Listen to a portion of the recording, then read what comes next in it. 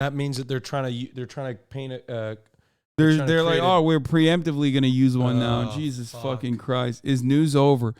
All right. It's not over, okay? It's not. Holy fuck. You fucking news Andes. You guys are psychos, man. I can't even deviate away from news in like for 3.5 seconds. Motherfuckers are like, bro. Do the news, man. Do the news, boy. Okay, Austin's gone.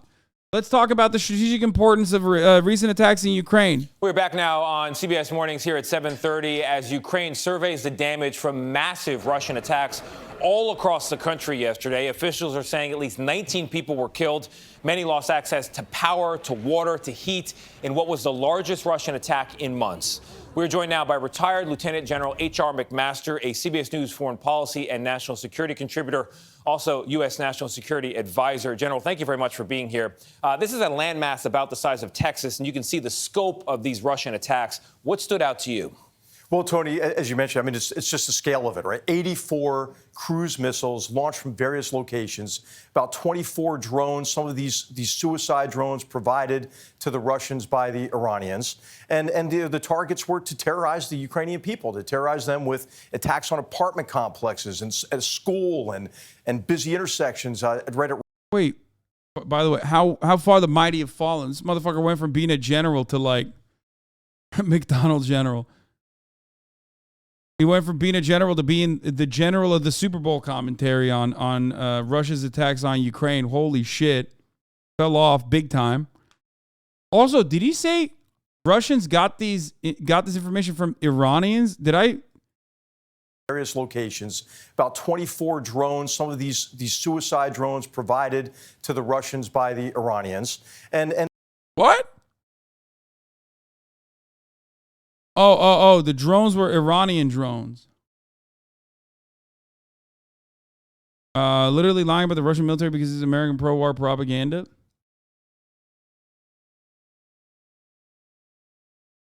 And the targets were to terrorize the Ukrainian people, to terrorize them with attacks on apartment complexes and at school and busy intersections right at rush hour. But also, as you mentioned, to attack infrastructure. Austin will be gone for 20 minutes. He's got to do some stuff. Right, to pose the Ukrainians with the prospect of being cold in the winter, right? Yeah. And so all of this was meant to affect Ukrainian will in a negative way. But of course, I think it's had the opposite effect, Tony. I mean, I think it's bolstered the will of the Ukrainians to fight for their sovereignty and their freedom. And they have been fighting. There's an attack on a bridge, which we're going to talk to in a second. But these Russian attacks followed a counteroffensive from Ukraine, which had been having some success. Can we talk about that? No, yeah, we should talk about this. And it's important because I think the momentum has shifted with this offensive. And just to guide people here, this is Russian-controlled territory here in the red. And the yellow is where Ukraine has made a push. That's right. So you have Russia here. You have the Crimean Peninsula here, which is really important. A lot of Russian bases established there after the illegal annexation of Crimea in 2014. And what you see in the yellow is a vast amount of territory, especially here in the north, that has been retaken in recent weeks by a very successful Ukrainian counteroffensive, a counteroffensive that's integrated some new weapons capabilities, precision fires in particular. But, the Russians are in a really tough spot. I mean, this is about, an 850-kilometer-long active front. And I think the suicide drone is I'm sorry, but it's just a funny descriptor considering that, it's a fucking drone.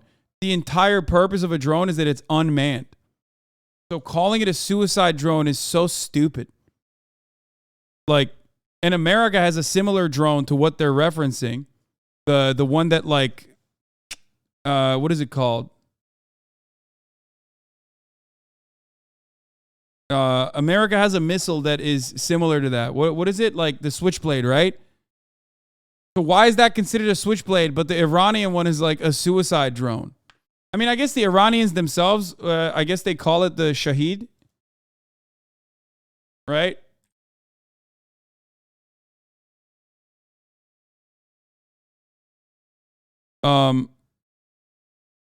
Shahed? Am I saying that wrong? No, Shaheed, yeah. Which is literally the reason why. But it's the same exact principle.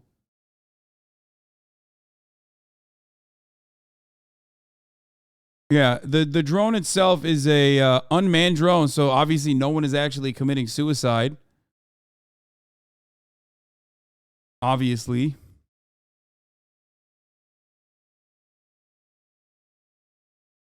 Hey, bro, chill. Jesus Christ. Okay. They're both suicide drones, the designation of one-time use drones. Oh, okay.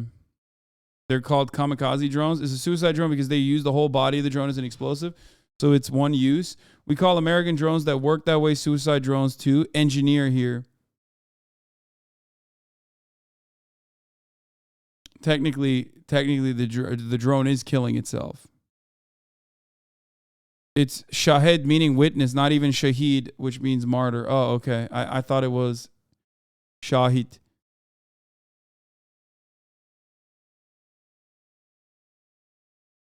Engineers always got to tell people they're engineers. I know. I am related to one. Trust me. Holy fuck. He never stops. Engineer here. You can't be strong everywhere. Yeah. So what the Ukrainians did is they determined where the defenses were weak. They penetrated these defenses and turned the Russians out of those. I have actually never heard. You also blast people for not saying I know this because I do this job. That's true. I have never heard the American drone be called suicide drone in the media, but maybe they do. Prepared defenses and made tremendous gains, 1,200 kilometer gains here. And now they're consolidating some of those gains while they continue smaller scale offensives. But there's a very strategic area down here in Kherson along the Dnieper River because it's critical to Russia controlling the Black Sea coast. Yeah. And here you have a very deliberate counteroffensive going on, targeting some of the Russian forces. But what's happened across the front, Tony, is that the Ukrainians have attacked supply depots and ammunition dumps. And so what this does is it puts a premium on resupply from Russia. And this is really the Kerch Strait Bridge context. Yeah, why that mattered so much. Absolutely. So if you take out supply depots here and ammunition depots, then you have to throughput supplies along extended lines of supply coming, in this case, out of Russia, across this Kerch Strait Bridge, and into some of the key bases that are on the Crimean Peninsula, where they stockpile supplies and then resupply these forces, which are under increasing pressure from the Ukrainians. And so this is the context of the attack that dropped this bridge here in the Kerch Strait.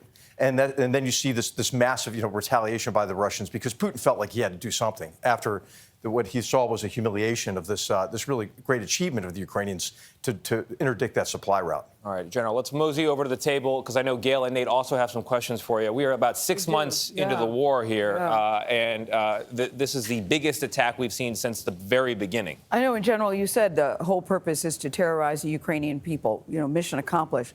What do you make of Putin's strategy, though? I attack your country, and then he goes on Russian TV yesterday and calls the Ukrainian people terrorists. Yeah. What do you make of this strategy? The Russian people aren't always getting the truth here. No, they never get the truth, right? I mean, whatever Putin says, like the opposite.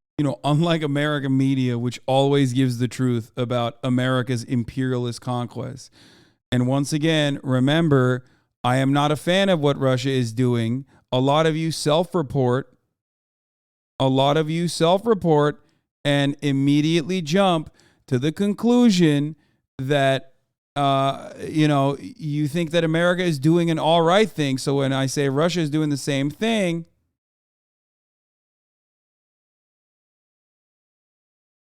you think I'm actually defending one.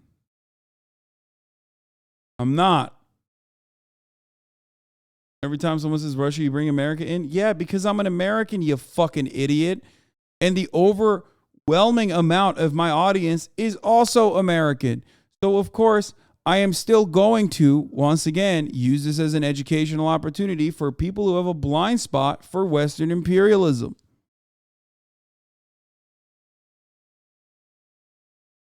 Opposite is reality.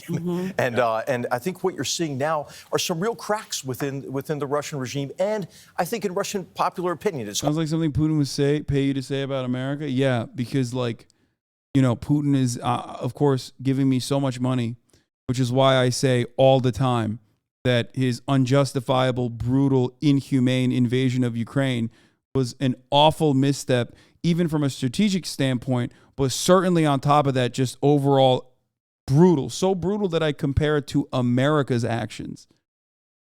When I say something is like America, and you personally think that that's actually a defense of that action, you're just telling me you think America is good. I don't think America is good.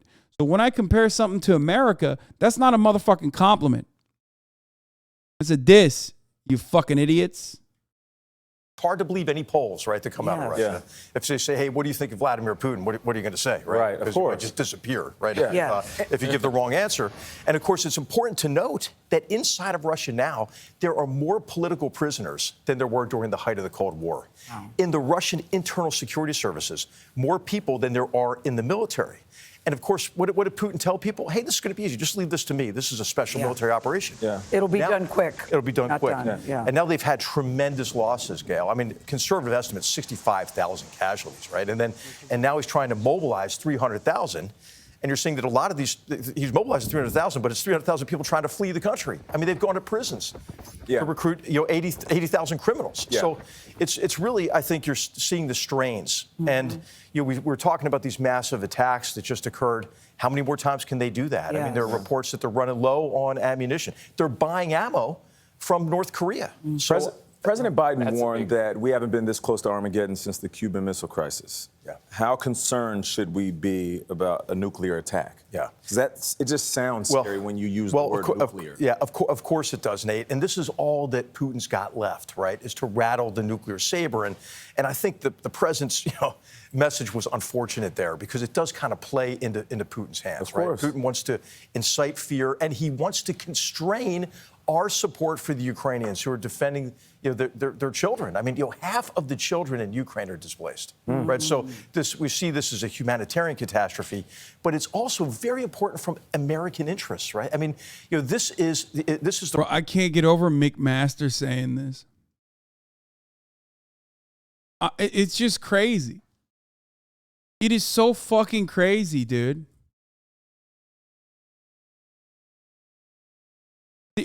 In my mind, there's no difference between a Russian general saying this about like Ukraine or whatever versus an American general saying this. He said millions of children have been displaced. He said millions of children have been displaced, which is a humanitarian catastrophe. And I'm like, yeah, you're so right. Except like, look at who's saying that. It blows my mind.